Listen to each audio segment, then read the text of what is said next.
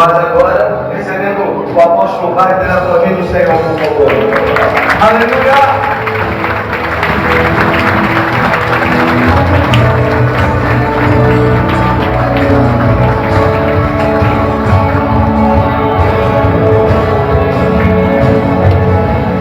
Aleluia! Levanta bem alto as tuas mãos aos céus. Levanta bem alto. Obrigado, Deus, por uma noite tão especial que o Senhor preparou para todos nós aqui. E agora, Deus, esta celebração, diante da exposição da Tua Palavra, edifica-nos, fortalece-nos e faz-nos entender. Faz-nos entender o que podemos fazer para engrandecer o Teu nome, para Te exaltar dentro de tudo aquilo que o Senhor espera de todos nós em Tua presença. A Ti o louvor hoje e sempre, em o nome de Jesus. Amém e amém. Eu faço aplauso ao Senhor, em nome de Jesus. Se alguém puder trazer água aqui para mim. Eu tento economizar minha voz, mas aí vocês não deixam. Vocês ficam me funcionando para cantar, eu não consigo ficar de boca fechada. Aí eu chego aqui, a voz já está quase acabando. Louvado seja Deus! Tá bonito isso daqui, hein? Ó, queridos, quem está em tela atrás, eu acho que se você, quem tem aí lugar disponível perto, ó, tem lugar aqui, ó. Minha irmãzinha que está lá atrás, de pé, com os filhos ali. Tem cadeira aqui, pode vir para cá. Orienta aí, opine aí aos membros da igreja aí que oriente. Tem lugares aqui à minha direita, tem alguns lugares aqui também à esquerda. Joia? Maravilha. Muito bem.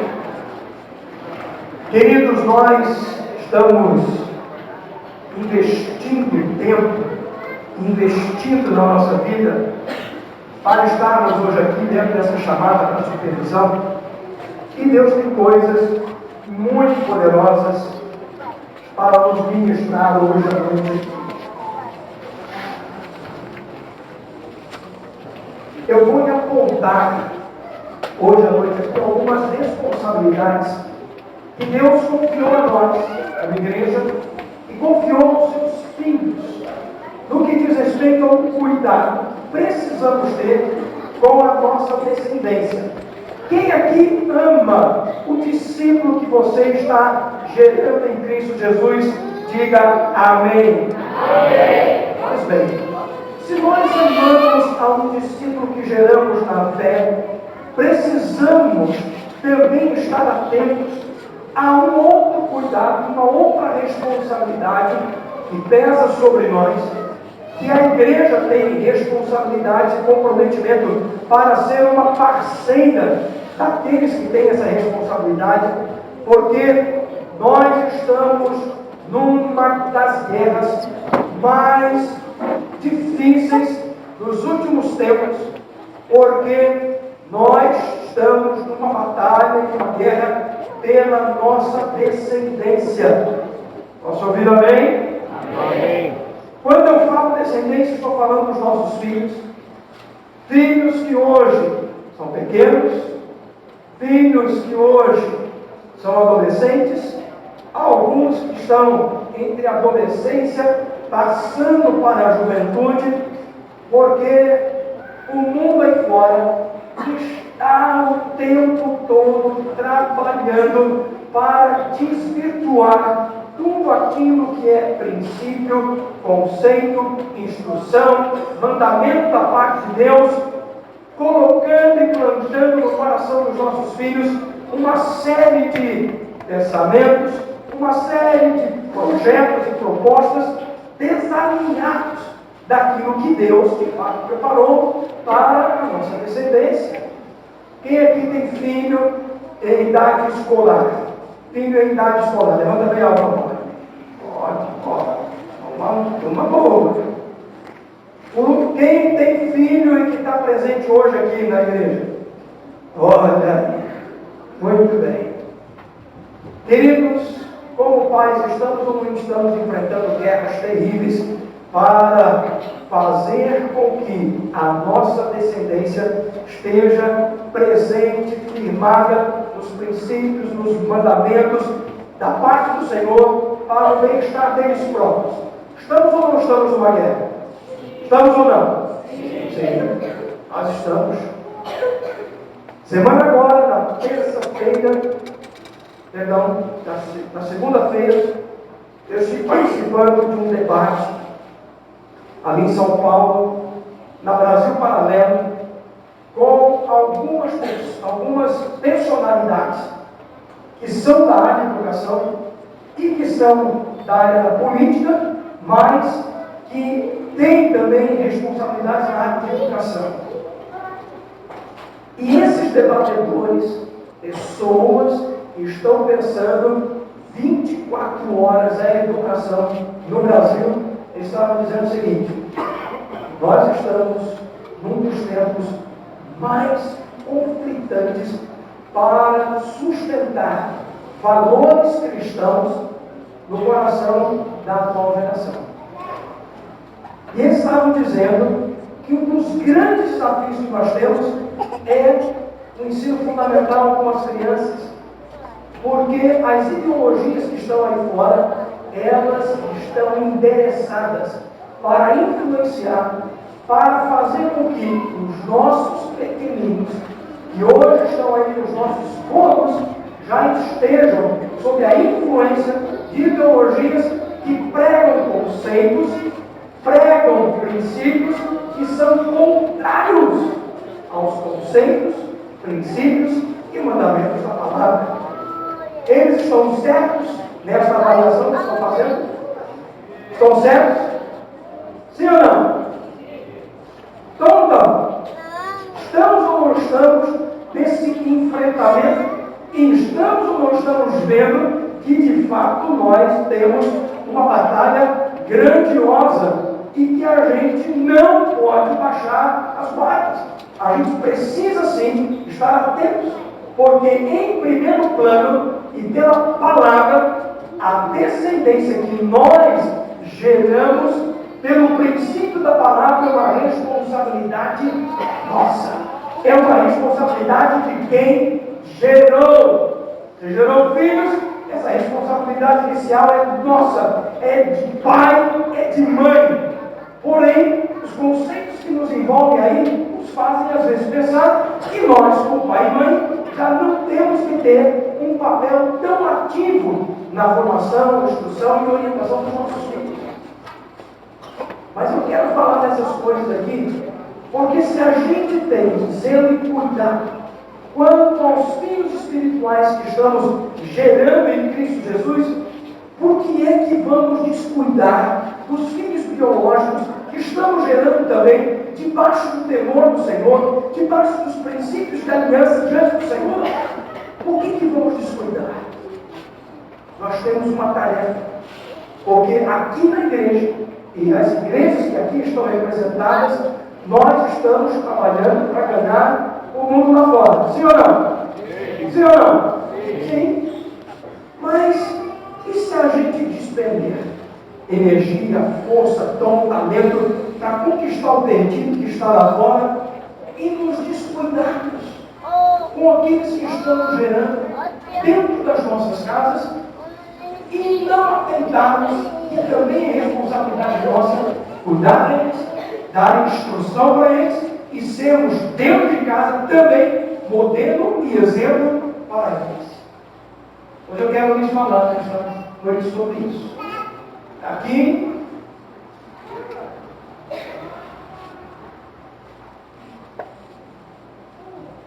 vamos lá? Deixa eu lhes apresentar aqui. Trabalhando pela formação da identidade dos nossos filhos. Você pode ler comigo aqui? Vamos juntos? Vamos lá? Juntos? Trabalhando pela formação da identidade dos nossos filhos. Qual é a ideia desse quadro aqui que está dando para vocês? É ideia do quê? É ideia do quê? Esse quadro que está aqui diante de vocês está dando a ideia do quê? De uma Família. O que falamos quando nos referimos à família dentro da visão celular? O que falamos? Que a família é o quê? É a nossa célula principal. Eu não posso abdicar disso. Eu não posso me esquecer disso. Família é minha célula principal. Posso ouvir amém? Amém. Você pode repetir comigo? Família é minha célula principal. Só as mulheres. Família é minha célula principal. Só os homens. Família é minha célula principal. Gostei dos nomes. Todos juntos, vamos lá? Família é minha célula principal. Família é minha célula principal. Se eu não tiver zelo, se eu não tiver cuidado da minha família, a Bíblia vai dizer que eu também não terei cuidado e zelo quanto à igreja do Senhor. Mas se eu tiver bom resultado, bom testemunho dentro de casa, junto à minha família, então isso também me credencia para eu também ser bem ativo, ser frutífero na casa do Senhor, junto à família de Cristo, junto à família de Deus. Posso ouvir amém? Amém. E nesse ambiente de família, nesse contexto aqui, você vê que tem crianças, você vê que tem jovens, você vê que tem pai e mãe ali. Imagina cada uma dessas pessoas aqui, de fato, envolvidas, comprometidas com os valores do reino, vivendo princípios do reino, cultivando esses princípios em família. Isso vai fortalecer essa estrutura, essa base da sociedade, ou vai fragilizá-la? Se a gente fizer os devidos investimentos, vai fortalecer ou vai fragilizar? Fortalece ou fragiliza, irmão? Fortalece. Então, se eu tiver dedicação, se eu tiver investimento para cuidar da minha casa, para cuidar dos meus filhos, cuidar do meu casamento, cuidar do bom exemplo, da boa referência que preciso ser para os meus filhos, eu também estou fazendo discípulo dentro de casa. Posso ouvir amém? Amém. Agora, se eu me descuido, eu coloco em risco essa estrutura. Certo? Diz a palavra: e as ensinarás a teus filhos, delas falarás, sentada em tua casa, e andando pelo caminho, e ao deitar-te e ao levantar-te. É o texto que se encontra lá, Deuteronômio capítulo 6, verso 7. Que instrução é essa? É uma instrução que Moisés está lembrando a todo o povo hebreu que saiu da terra do Egito e está para adentrar a terra prometida. Porém, um dos pilares, um dos fundamentos, um dos alicerces para que este povo persistisse e até o dia de hoje estivesse presente sobre a face da terra foi cuidar bem da sua descendência, instruir a sua descendência, fazer com que no ambiente da casa todos os ensinos, todos os princípios da parte de Deus fossem repassados, fossem ensinados dentro do conceito bíblico. Quando uma família de fato está atenta a essa estrutura como célula principal que dá sustentação a toda uma construção de sociedade, esta sociedade, por estas famílias, andando no temor de Deus, esta sociedade será uma sociedade saudável, porque os princípios e valores da palavra de Deus só nos proporcionam aquilo que de fato diante do Senhor é aprovado e que traz bem-estar a toda a estrutura de família e que, sendo parte de um todo, de uma sociedade, contribui para também abençoar a sociedade como um todo com valores e princípios que são aprovados diante de Deus e que ministram graça, bênção na direção uns dos outros. Você concorda nisso? Concorda com isso? Pode dar um forte aplauso a Deus por isso, em nome de Jesus.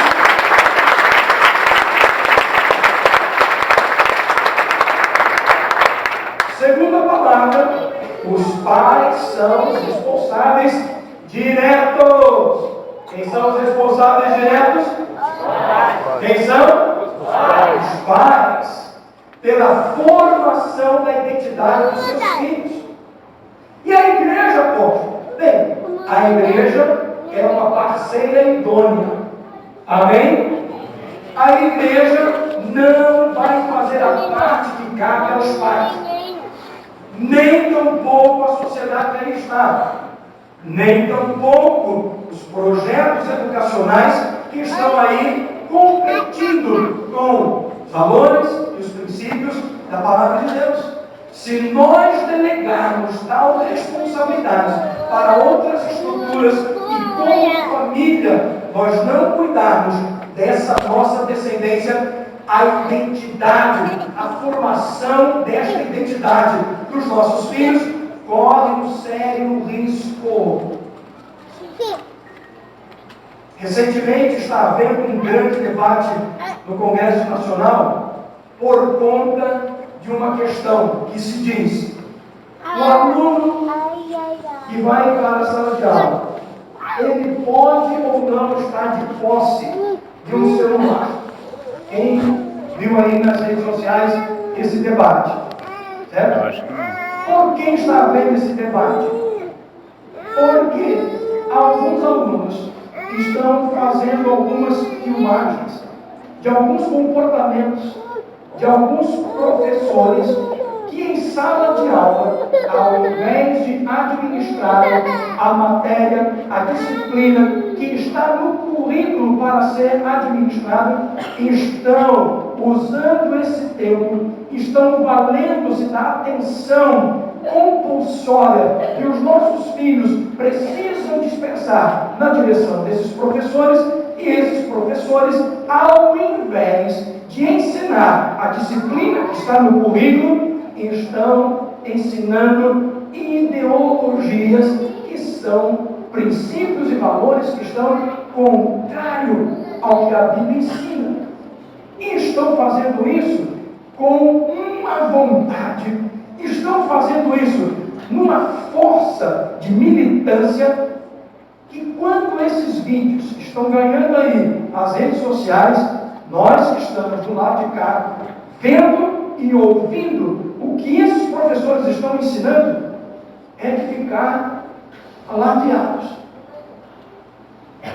Num desses vídeos e num desses áudios,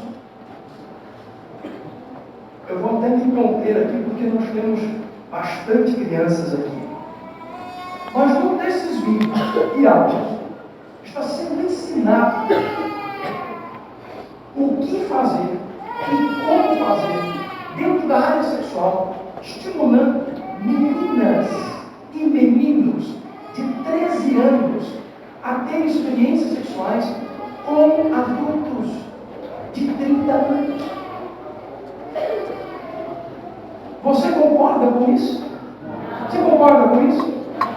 Você ouve uma notícia dessa, sabendo que é um professor que está na sala de aula, para onde você enviou o teu filho para receber matemática, português, geografia, história, e aí, quando ele volta com um vídeo desse, onde a professora está estimulando esse tipo de comportamento em adolescentes, pré-adolescentes de 13 anos de idade. Você concorda com isso? Não. Concorda com isso? Mas você acha que essas imagens que estão sendo compartilhadas na internet por alunos que gravaram em sala de aula, você acha que isso é uma fake news? Você acha que isso é fake news? Não. Está acontecendo. E está acontecendo em uma proporção muito maior do que chega ao nosso conhecimento. E isso é preocupante, é alarmante. Porém, se esses alunos não estivessem gravando esses vídeos, alguém ia acreditar que isso estaria acontecendo dentro de sala de aula? Alguém ia acreditar? Não. Outras denúncias foram feitas em muitas outras ocasiões, mas não tinham comprovações. E por falta de comprovações, a culpa recaiu sobre os alunos e não sobre os professores. Não é preocupante isso?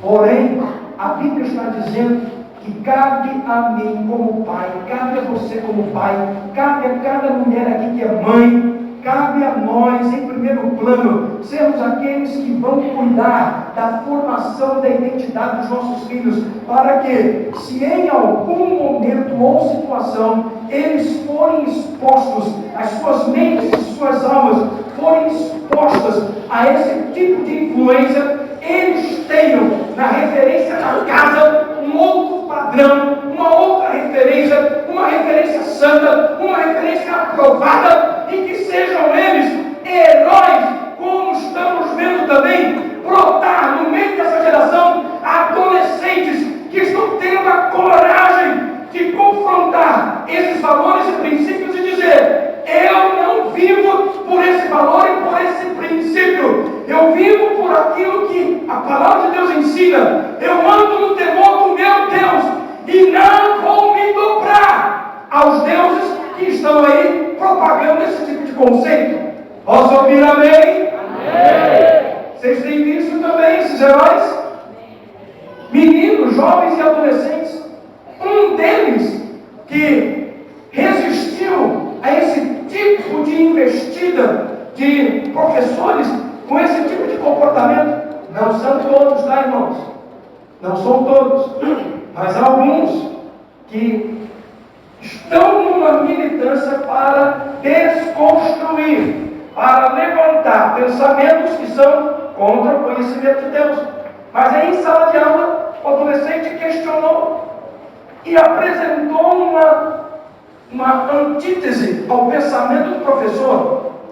E o professor, para intimidá-lo, disse assim para ele: eu sei porque você não está aceitando o que eu estou lhe falando aqui. Ok, por que eu não estou fazendo? Com o perdão da expressão. Porque se você for pesquisar lá na internet, é assim que está lá sendo dito pela boca do professor. Você está dizendo isso porque você está aprendendo algumas coisas. Isso daí que você está falando, você está aprendendo. É constrangedor falar ele, mas se você não falar, você não vai entender. E o professor disse assim: você está ouvindo isso daquele nerdinho, do teu pastorzinho, que está fazendo a tua cabeça lá naquela tua igrejinha. E aí, os colegas da turma, dando aquele show, né? Para gerar intimidação na cabeça, na estrutura emocional de um adolescente de 13, 14 anos. Essas são palavras apropriadas para serem encontradas na boca de um educador? Não. São? Não. Mas eles estão usando em larga escala. E eu não estou aqui reproduzindo isso para dar consciência, porque isso está em vídeo, está correndo na internet. Existe uma ala da política brasileira que quer colocar panos quentes desse tipo de comportamento, porque eles querem total autonomia para desvirtuar a mente e a alma dos nossos filhos. Porém, a Bíblia está dizendo que eu, como pai, que as mulheres aqui como mãe, a nós foi confiado por Deus o comprometimento e a responsabilidade de nós sermos aqueles que vão formar a identidade dos nossos filhos. Posso ouvir amém de crente? Amém! Sou de uma época em que eu ainda dizia essa expressão, que educação a gente recebe em casa. Educação a gente recebe em casa.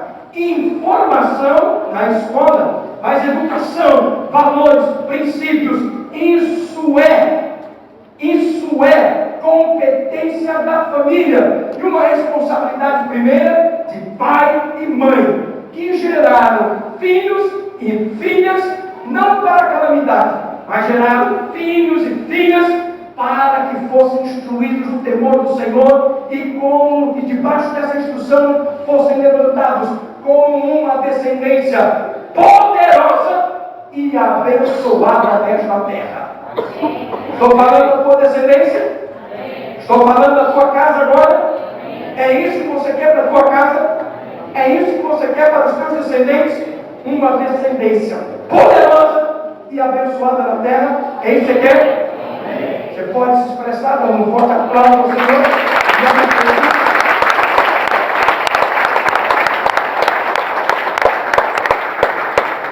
Idade escolar obrigatória. Por que querem nossos filhos mais cedo em suas mãos? O que você acha? Na minha época, a idade obrigatória era aos 7 anos, podendo iniciar aos 6 anos na pré-escola. Na minha época. Agora, por força de lei que já foi reformulada, qual é a idade mínima obrigatória? Qual a idade? 4 anos de idade. Certo? Agora vejam só. Eles dizem assim: é direito do teu filho, certo? Ter acesso à escola pública gratuita a partir dos 4 anos de idade. É um direito. Ter acesso à escola pública gratuita é um direito. Aí, por um lado, ele diz que é um direito. Do outro lado, ele te amarra, dizendo que você, pai e mãe, tem a obrigação, o dever, por força de lei, de matricular o seu filho a partir dos 4 anos de idade na escola. Se você não faz, você corre riscos, por força de lei, de sofrer alguma penalidade prevista em lei que coloca para o lado da criança o direito, sobre os pais a obrigação. Como uma coisa que é direito se torna obrigação? Se é direito, então eu preciso estar no exercício da escolha. E se a responsabilidade pelos filhos é dos pais, então cabe aos pais decidir uma idade e um momento adequado para essa criança ir para a escola, de forma compulsória, de forma obrigatória, cabe aos pais. Porém, de um lado o Estado diz, é direito do teu filho, e por outro ele diz, você tem a obrigação. Agora, o que está por detrás de leis que cada vez mais querem os nossos filhos de forma compulsória sob a tutela de outras pessoas que, volta e meia, nos escandalizam com o tipo de abordagem que estão tendo com os nossos filhos nas salas de aula? A quem interessa isso? Vamos lá.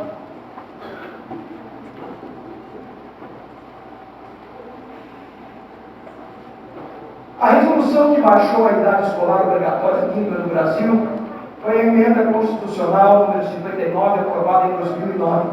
Essa emenda alterou o artigo 208 da Constituição Federal, tornando obrigatória a educação básica para crianças e jovens com idade de 4 a 17 anos. Agora vejam o que está por detrás de algo que parece tão bom, que é para ajudar as famílias, educação gratuita, pública, gratuita. Mas vejam aqui o que essa personalidade chamado aqui Antônio Gramsci, um dos idealizadores do socialismo e do comunismo, entendendo que qualquer revolução armada para se implementar o socialismo, isso causa muito trauma na vida de uma sociedade. Porém, quando isso é conquistado de forma gradativa por uma revolução chamada por ele Revolução Cultural Marxista, certo? Ele vai dizer o seguinte, vai fazer a seguinte afirmação. O socialismo é precisamente o quê? Religião. É o quê? Religião. Leiam bem alto para mim que eu não estou conseguindo ler direito aqui, vocês vão me ajudar. O socialismo é precisamente a religião. Ao mesmo tempo que você ouve falar que o Estado não deve misturar religião e Estado. Quem apregoa e é idealizador filosófico do socialismo, vê no socialismo uma religião. Só que esta é a religião do Estado. De um Estado que quer ser totalitário. De um Estado que quer dizer que, ali mais adiante, o filho que você gerou, o filho que a mãe sentiu as dores de parto para trazer à luz, sabe o que o socialismo está afirmando? Ele afirma que, de fato, os filhos que você está gerando não te pertencem, mas pertencem ao Estado. Bem, se eles advogam a ideia de que os filhos que geramos são deles, eles querem os nossos filhos cada vez mais cedo em suas mãos para fazer algo mais ali adiante, como uma religião que estará assim conduzindo, mentoreando e formando a identidade desses discípulos, dessas crianças que nós geramos com dores de parto, mas eles não sentem as dores, mas querem ter o controle e o domínio da alma e da vida dos nossos filhos, e cada vez mais cedo. E por que isso? Porque eles estão apregoando que o socialismo de fato é uma religião que deve o quê, irmãos, em relação ao cristianismo? Vai fazer o quê com o cristianismo? Vai o quê? Esmagar. Isso é uma linguagem de amor, não é? Não é uma linguagem de amor? Não é? É ou não é uma linguagem de amor? Não. Porém, quando nós cristãos nos posicionamos em defesa da nossa casa, do nosso lar, dos nossos filhos, eles vêm contra nós dizendo que nós é que não temos linguagem de amor. Estou falando alguma abobrinha aqui, irmãos? Não. Certo? Ele diz, na nova ordem, o socialismo irá triunfar pela captura. É voluntário? Vai ser voluntário? Uma escolha voluntária sua? Não. Mas vai ser pela captura da cultura e, veja, através da infiltração. O que é um infiltrado? Alguém já viu um filme aí que tem esses termos, infiltrado? Tem até um filme que parece que o título é esse, infiltrado. O que é uma pessoa que está infiltrada? Dentro dessa linguagem de espionagem e tal. O que é alguém que está infiltrado? Alguém que se faz parecer, alguém que entra no meio, passa a figurar como parte do grupo, porém, ele está ali com um objetivo que não é fortalecer a ideia do grupo, mas é desconstruir a ideia do grupo, é sondar, é estudar as debilidades, as fragilidades, para depois entregar ao adversário como é que o adversário tem que agir para desconstruir aquele grupo que precisa ser desconstruído. E olha a linguagem que está sendo proposta por esse que é o idealizador filosófico do socialismo, que quer esmagar o cristianismo. Mas como ele vai fazer isso? Na força? Por armas? Não. Mas pela captura da cultura através da infiltração. Agora veja, aonde? Nas escolas. Tem infiltração de ideologias que são contrárias àquilo que em nossas casas a gente está ensinando para os nossos filhos, e os nossos filhos nas escolas estão recebendo uma instrução ideológica diferente dos valores e princípios que estamos ensinando aos nossos filhos. Está vendo isso? Está vendo isso? Nas universidades acontece isso? Acontece? Nas igrejas acontece isso, irmãos? Está acontecendo? Também. Ouvi um vídeo, uma entrevista de uma liderança considerada. Não é uma liderança sem inteligência. É uma liderança que tem inteligência. Porém, a inteligência que tem ele está utilizando para dizer o seguinte: eu quero sim fazer uma atualização da Bíblia, permitindo nessa atualização comportamentos que são contrários àquilo que a Bíblia, de forma muito clara e objetiva, diz que são impróprias, inaceitáveis diante de Deus. Apenas para se ajustar a um padrão de sociedade que não está andando e rejeita a verdade e os princípios da palavra. Ora, a Bíblia, dentro dos seus ensinos, das suas instruções, sempre nos alerta para termos fidelidade quanto àquilo que ela nos entrega.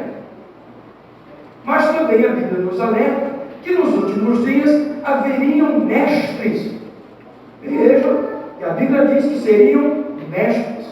E o que nós estamos vendo, de fato, são mestres que estão fazendo uso da inteligência que possuem, não para confirmar a doutrina que está clara e objetiva na palavra, mas para distorcer, a fim de moldá-la ao mundo. Quando Paulo, escrevendo sua carta aos Romanos, nos diz o seguinte: e não vos conformeis a este mundo, mas transformai-vos pela renovação do vosso entendimento, para que possam experimentar qual seja a boa, agradável e perfeita vontade de Deus.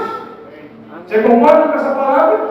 Amém. Pode dar uma aplauso, você não está entendendo. Amém?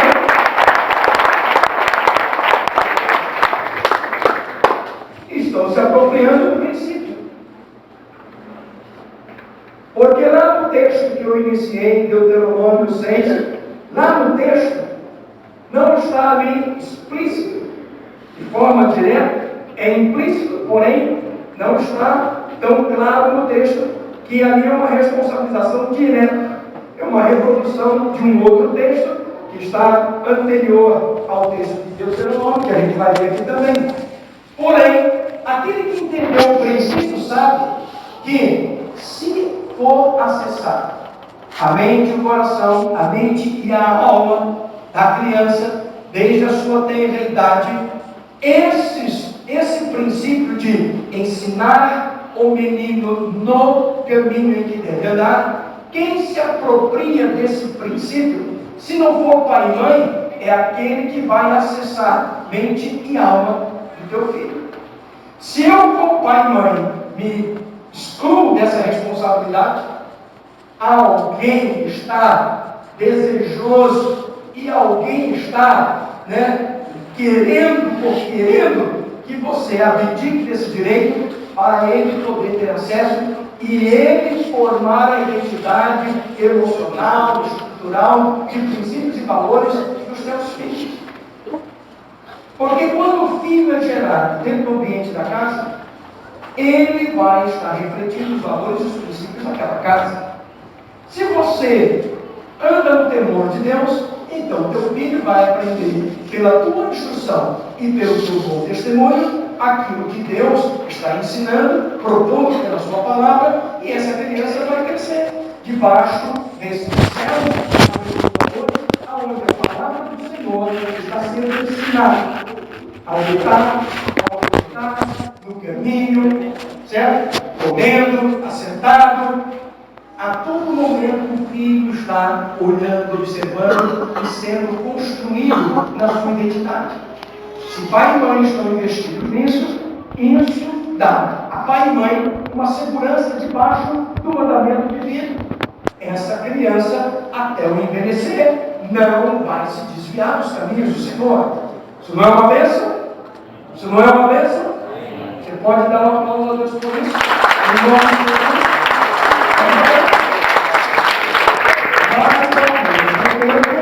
É uma grande responsabilidade nossa. Se não a cumprimos, tem gente que quer se apropriar do princípio. Entende aí? Instrui o menino no caminho que deve andar, e até quando envelhecer, não se desviará dele. Amém? Amém. Isso é verdade para pai e mãe que cumprem a sua função, mas é verdade também para outros que querem tirar de cena pai e mãe e querem se apresentar como os responsáveis diretos para propor o caminho, para instruir num caminho, que não é o caminho que pai e mãe estão propondo para os seus filhos. Estava lá no debate que participei essa semana, lá no Brasil Paralelo, uma deputada federal, Cris Tonieto, e ela estava dizendo o seguinte: ela, católica, por convicção, mas católica praticante. E essa ala da Igreja Católica praticante reconhece e sabe o valor da educação na formação dos filhos. E ela estava dizendo o seguinte: a escola tem um papel valioso, importante, a gente precisa saber lutar por escolas que verdadeiramente cumpram o seu papel de parceria.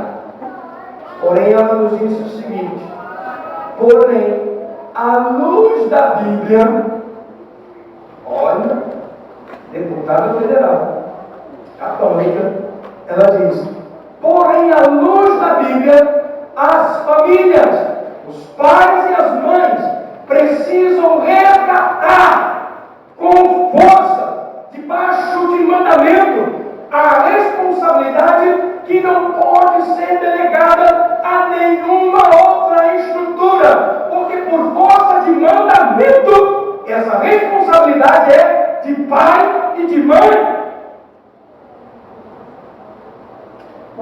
Você pode dizer amém? Amém. Certo?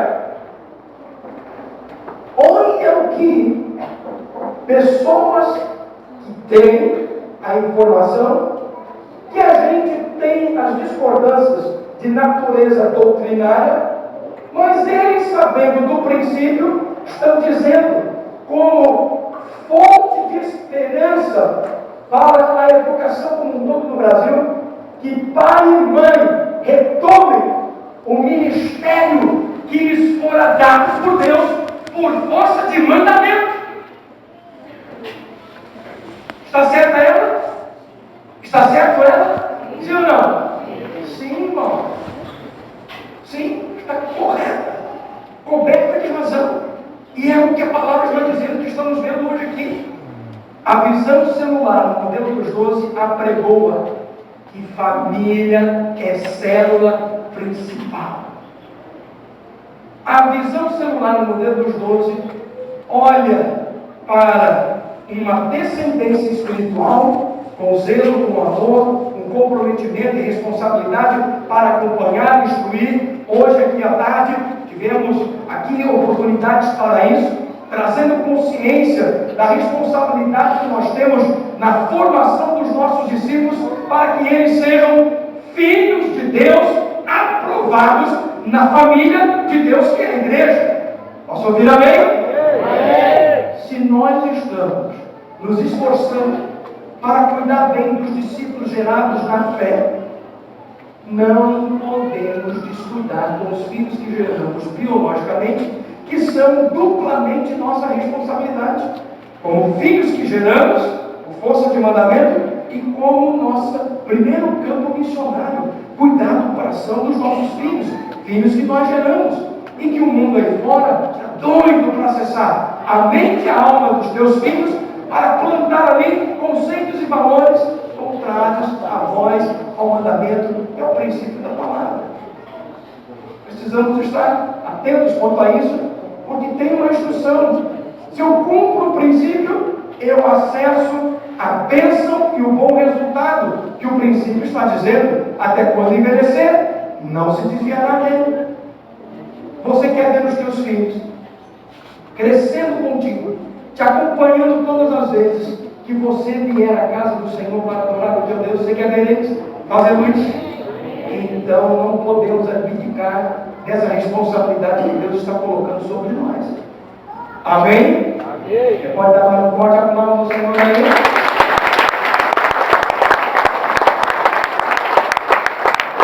A criança será moldada por aqueles que aplicarem o princípio para a sua formação. Concordam com essa afirmação?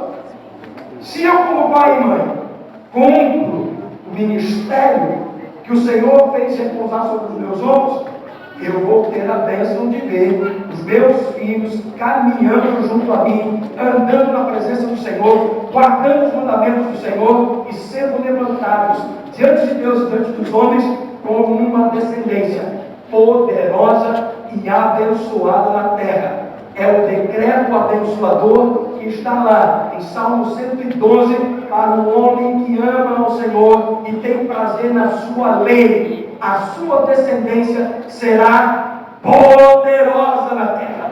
Amém. Se eu cumprir o princípio de instruir, de orientar, de fazer o filho caminhar junto. Ah, mãe, eu não quero ir.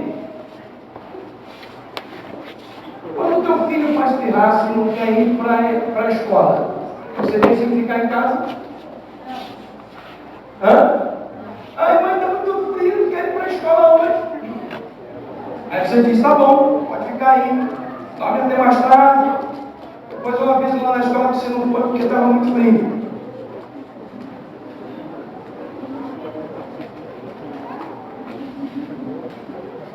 Você faz isso? Você faz isso? Mas aí o filho às vezes faz uma terraça que não quer ir para a igreja. Aí você pensa assim, poxa, eu não posso forçar o meu filho para ir para a igreja. Você vai forçar ou você vai ensinar no caminho que ele deve andar? Você vai forçar ou isso é ensinar o menino no caminho que deve andar? É o quê? Forçar ou ensinar? Ensinar. Você vai à igreja, mesmo quando está frio, você vai na igreja, olha, irmão. Você vai na igreja mesmo quando está frio? Vai? Então, se você vai, teu filho vai também. Agora, se você vai e deixa teu filho em casa, ele vai ficar lá orando e jejuando até você voltar da igreja? Vai? Vai?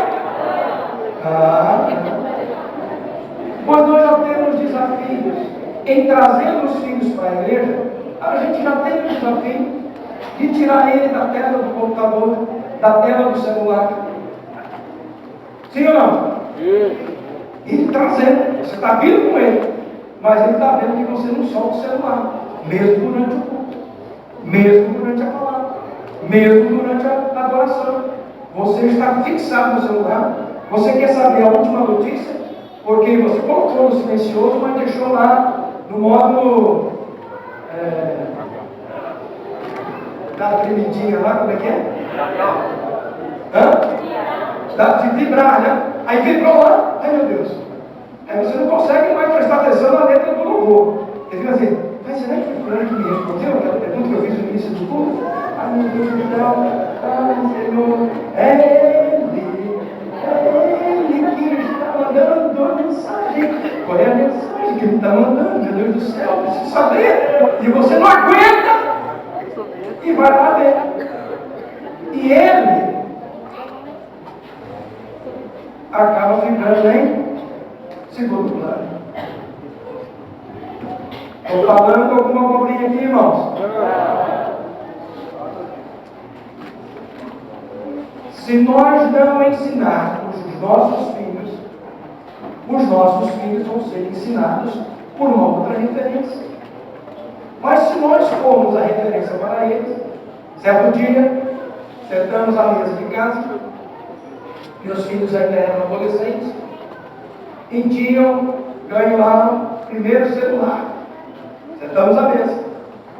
E aí, um deles, que eu não vou dizer que é o mais velho, Timóteo, não posso denunciá-lo aqui, senão vocês vão falar para ele, que eu falei aqui, mas eu não vou dizer que foi o Timóteo. Aí o Timóteo está lá, ele vai com o celular para a mesa do almoço e põe o celular do lado. E a doutrina da casa é, não leve o celular para a mesa. Bem, ele colocou o celular ao lado. O celular tocou, irmãos. O celular tocou. O que vocês acham? Tocou ou não tocou? Tocou. Quando o celular tocou, ele prontamente pode ligar. Você pode, mas pai, o fulano está me ligando. Pode ligar, não era nem para você ter trazido aqui. me descuidei, porque eu não percebi que você tinha trazido para a mesa. Pode desligar. Mas pai, eu vou deixar o meu amigo no vácuo. Ah, tá bom. O teu amigo, que não está à mesa aqui sentado conosco, você não pode deixar no vácuo. Mas eu, tua mãe, teu irmão, todos nós podemos ficar no vácuo quando estamos juntos à mesa para tomar a refeição, enquanto você está dispensando toda a atenção para o teu amigo que não soube entender que este é um horário de almoço. Você está à mesa junto com a tua família. Mas, meu filho, se você não vencer isso agora, isso vai lhe dominar pelo resto da tua vida. Tá bom. Desligou. Quando terminou, eu disse, ele foi lá, conversou comigo. Nem era coisa tão importante, tão relevante. Mas essas intervenções e interrupções roubam da família o olhar, a atenção, roubam da família a comunhão, o relacionamento. Porque a gente se senta à mesa, não se olha mais nos olhos uns dos outros. Estamos pregados com os nossos olhos nessa telinha e agora nos acompanha por tudo quanto é lado. Afonso, o doutor é contra o smartphone, o computador. Eu não sou contra, não, eu uso. Está ali, uma ferramenta maravilhosa.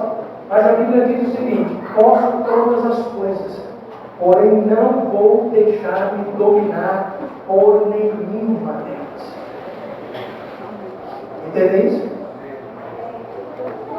Não vou me deixar dominar por nenhuma delas.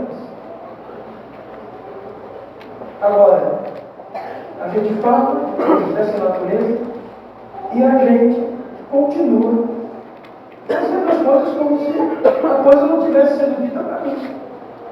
Eu continuo ouvindo, mas eu continuo assim. Não, mas eu só estou fazendo isso agora. Estou fazendo só isso agora, não. Você faz isso toda vez, e repete todas as vezes, repete todas as vezes, repete todas as vezes. Pare e preste atenção nos resultados que isso está fazendo na tua vida pessoal, vida familiar, relacionamento conjugal e tudo mais que diz respeito a esse ambiente da casa.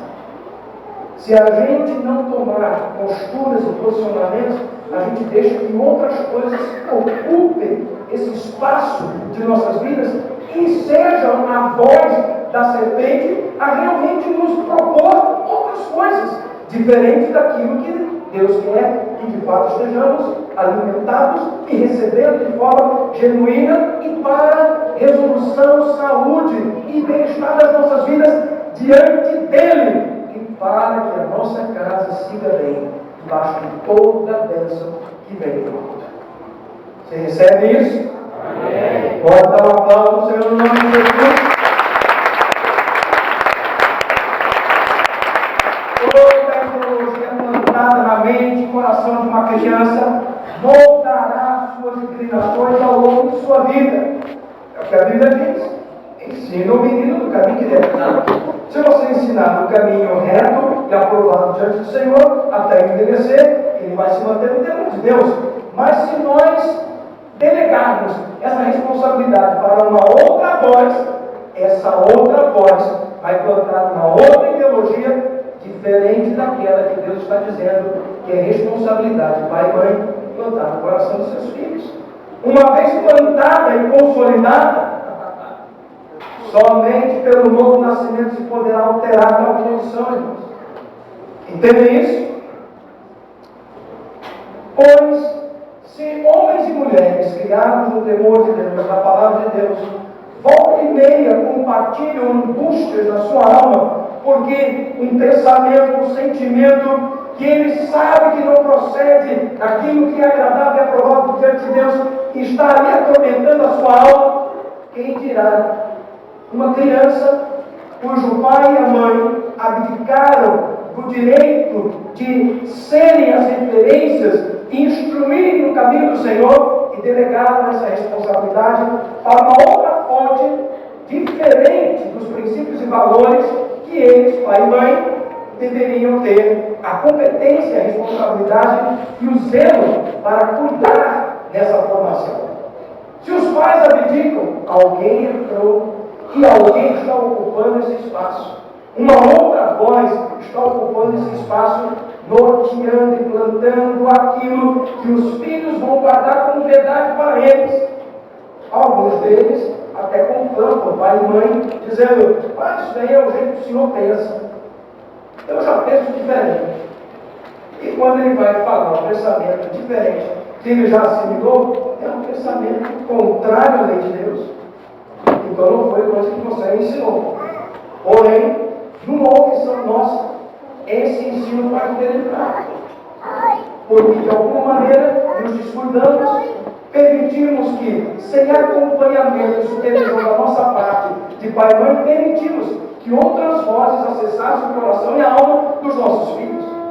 A ponto de termos em escolas infantis a instrução da ideologia de gênero em crianças com 6, 7 anos de idade, decidindo o que querem ser dentro de uma orientação sexual. Você concorda com isso? Mas se nós nos omitimos como pais, é isso que eles vão receber. Por isso eles querem os nossos filhos desde os 4 anos de idade. Está entendendo? O princípio foi confiado a quem, irmãos? O princípio está confiado a quem? Pela palavra?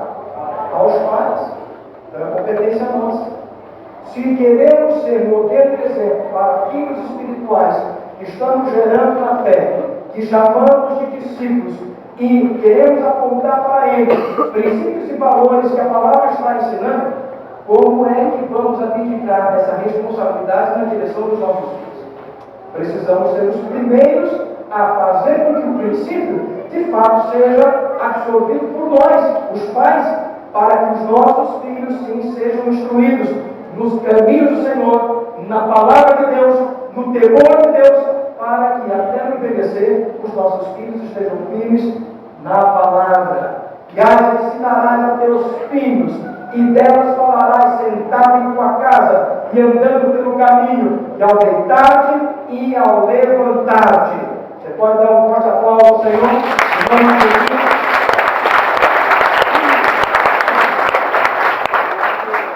Quando os mandamentos foram entregues aos hebreus, os pais foram responsabilizados para transmitirem aos filhos esses ensinamentos, esses mandamentos.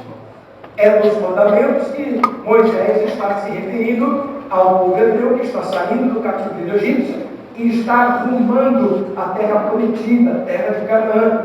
Mas ao chegarem na terra de Canaã, eles vão se estabelecer como uma nação.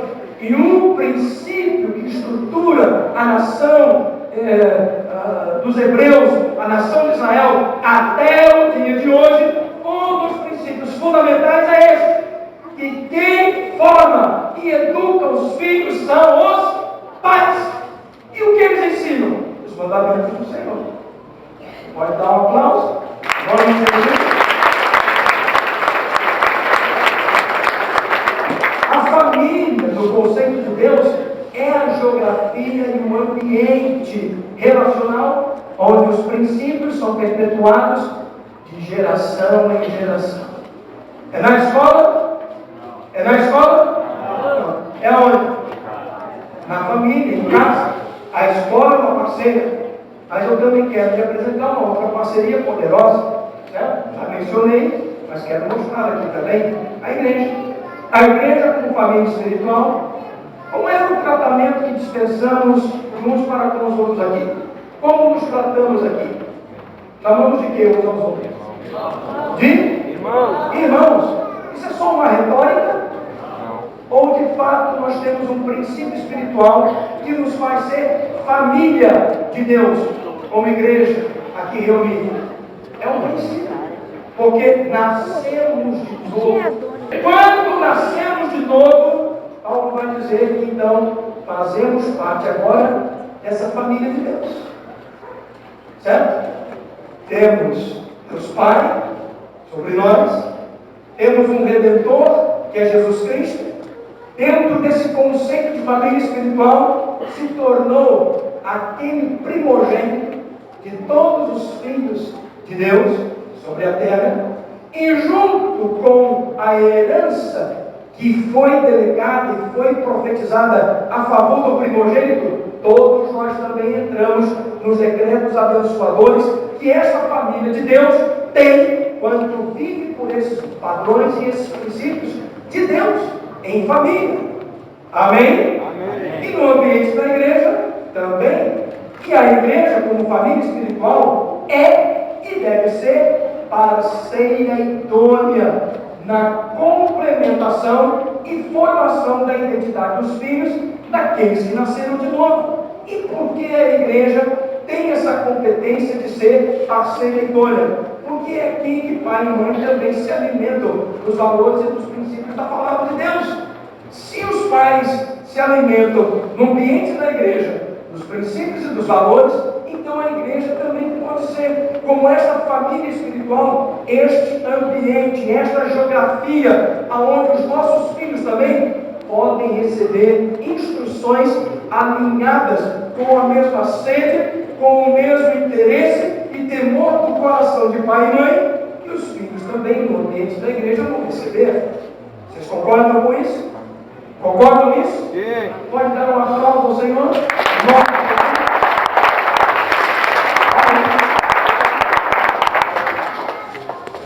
E aí, deixa eu lhes contar. E se esta igreja, e se esta unidade aqui, também trabalhasse para desenvolver ensino de qualidade e por princípios bíblicos, para que, além do ambiente do convívio devocional, nos períodos de culto e adoração da igreja, a igreja também tivesse proposta pedagógica para que os nossos filhos tenham acesso a matemática, português e tal, e fundamentado em valores e princípios alinhados com os valores e princípios que pai e mãe também observam diante de Deus. Quem já ouviu falar de escolas por princípio bíblico? Quem já ouviu falar disso? Olha, que maravilha! Pensa. E se eu te contar que nós temos, entre os discípulos da visão celular modelo dos outros, nós temos uma escola que já funciona há mais de 20 anos, dentro do projeto pedagógico de ser uma escola por princípios bíblicos, e que é uma referência ao longo desses anos, uma referência aprovada na cidade onde essa escola está estabelecida. E se eu te dissesse que essa escola, numa conversa que eu tive com os diretores dela, disseram para mim: apóstolo, se o senhor quiser replicar este modelo, por onde o senhor julgar que é possível replicar, nós colocamos todo o projeto pedagógico e toda a nossa expertise a favor do desenvolvimento, a favor da expansão das escolas por princípios bíblicos, por onde o senhor julgar que é possível que isso aconteça. Isso seria bom ou ruim para a tua cidade, para a tua igreja, para as crianças da tua cidade, da tua igreja, da onde você está? Seria bom ou seria ruim? Bom. E se eu dissesse que juntamente com esse projeto pedagógico também tem um braço empreendedor que vai criar condições e está estudando simultaneamente como viabilizar a implantação de um projeto desse na tua cidade? Isso seria bom ou seria ruim? Bom ou ruim? Bom. Bom? E se eu te dissesse que qualquer igreja que tiver interesse, vontade de pagar esse preço, pode entrar nessa estrutura tripartite, né? Três ações, três fontes aonde? A igreja, irmãos, aqui eu sei que funciona o projeto social aqui, não funciona? Pastor, funciona, né? As salas lá embaixo, durante a semana, funcionam um projeto, não é isso? Não tem mais? Mas já funcionou, certo? Olha, quem sabe esse espaço aqui pode ser utilizado dentro desse princípio. É porque, irmãos, as igrejas têm salão, têm salas, banheiros, têm estruturas preparadas para que escolas fundamentais estejam funcionando. Só que na maior parte do tempo, esses nossos patrimônios que construímos, eles estão durante a semana sem utilidade. Sim ou não? Sim ou não? Mas e se esses espaços são utilizados para dar ensino de qualidade para os nossos filhos e também colocar a igreja conectada com a sociedade ao redor? E, apóstolo, isso dá trabalho, é verdade. Dá trabalho.